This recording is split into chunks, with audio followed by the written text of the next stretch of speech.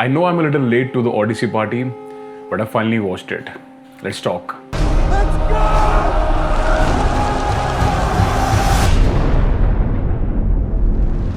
The Odyssey, in some ways, is the exact Christopher Nolan film I expected, and in some ways, not at all.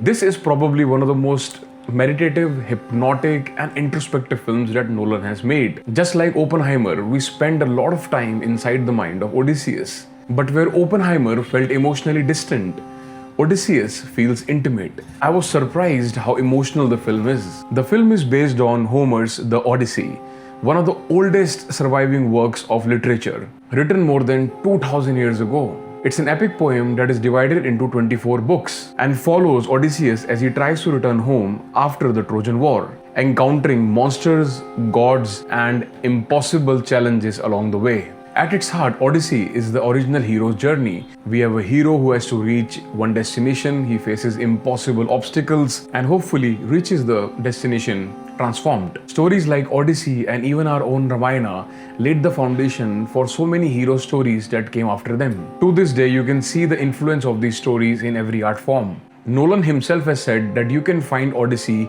in so many of his films like Interstellar, Inception, Dunkirk. Now the story may be ancient, but it's Nolan's treatment that makes it feel fresh. First of all, this is a stunning film.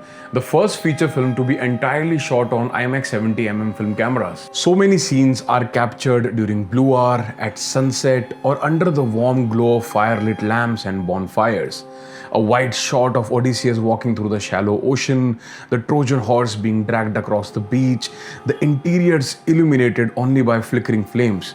Every frame feels like a painting. Hoytema has done it again. I don't know how historically accurate everything is, but the production design, the sets, the costumes completely transported me to the 2000-year-old ancient world. There were scenes where I actually felt like I was sitting across a fire listening to someone tell an old myth. The only thing that pulled me out of the film occasionally was the modern English used with American accent. I mean, it felt jarring in few places. You're pining for a daddy you didn't even know, like some sniveling bastard. One thing I deeply appreciated was Nolan's commitment to make this world feel real. Films like The Odyssey are becoming incredibly rare. Instead of drowning everything in CGI, he shoots on real locations, builds real sets, uses real water, real boats, real landscapes, and practical effects wherever possible. I mean, the Cyclops sequence is a very good example of this. I mean, you can see in the making of the film that they actually used a 60-foot tall puppet. These things should be appreciated. And then there was a scene with all those giants in those armors. Apparently they casted 7-foot tall people, and instead of the real actors, they used 5-foot tall stuntmen and using forced perspective to create the illusion. Of course, none of this would work if the cast isn't any good. And thankfully here, the cast is fantastic. Anne Hathaway is outstanding and one of the standouts. She plays vulnerability and strength at the same time, and so much of her performance comes through her expressions alone. Matt Damon gives one of the most physically demanding performances of his career. He himself mentioned in interviews that this was the most difficult shoot of his life, and it shows. He looks tired, exhausted, and broken. And Robert Pattinson is having so much fun, playing an absolutely despicable character. He's manipulative, slimy, and somehow incredibly entertaining to watch. And regarding all the controversy around Nyong'o and Elliot Page, honestly, once you start watching the film, it doesn't even matter.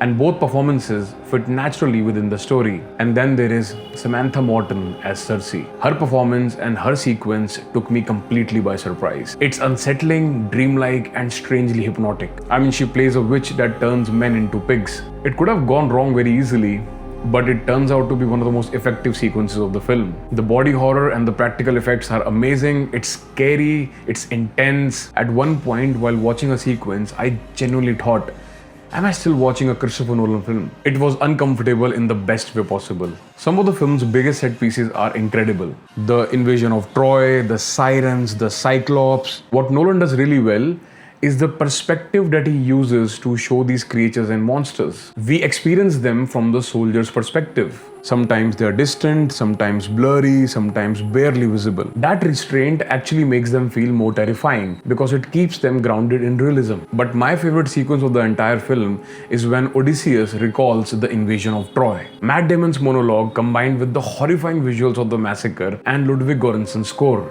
I had goosebumps throughout the entire sequence. Speaking of Ludwig, how many Oscars is the man going to win? He already has 3 and looks like this is going to be his 4th one. The score is haunting, beautiful and deeply contemplative. It puts you in the mind of the characters right away. There are sounds and instruments here which I have genuinely never heard before. I've been listening to its soundtrack on Spotify for the last 3 days. It's masterful work. All of these elements come together in the final 40 minutes in a spectacular fashion. The conclusion of the film is exciting, emotional, and poetic. Now, before I wrap up, I do have a few criticisms. The film didn't exactly fully click for me until the 1 hour mark. The first act moves around quite a lot.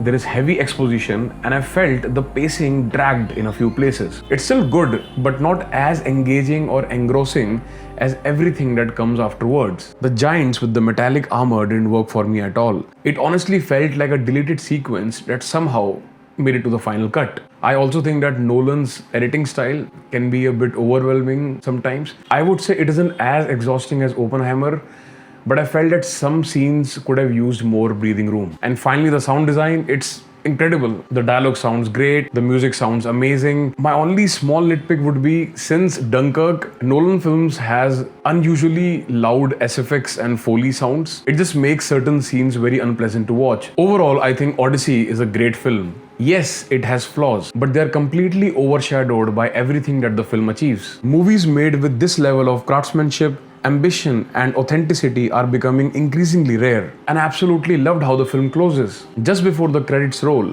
Nolan leaves us with one final thought. As we watch the Trojan horse burn, Odysseus says our mistakes will once again be forgotten. That's the last line and the last visual of the film. To me, that isn't just Odysseus speaking, that is Christopher Nolan commenting on humanity itself. We keep repeating the same mistakes.